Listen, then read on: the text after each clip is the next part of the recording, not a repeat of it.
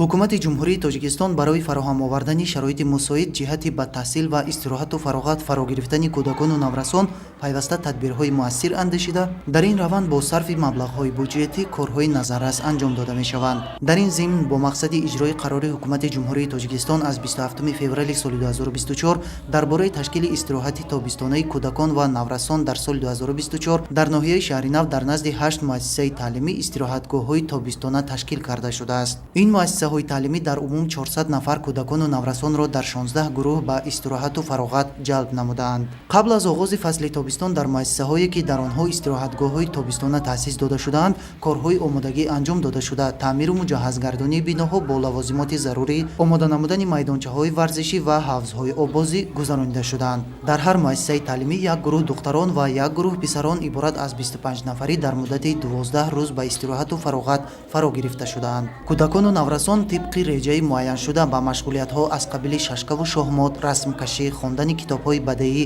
бозиҳои варзишӣ, тамошои филмҳои тасвирӣ ва шеъру сурудхонӣ ҷалб гардида, бо 3 вақт хӯроки гарм таъмин карда мешаванд. аз санаи 12 июн дар муассисаи таҳсилоти миёнаи умумии рақами 14 истироҳатгоҳи тобистона оғоз гардид бо номи Зангула, ки 60 нафар хонандагонро дар бар мегирад.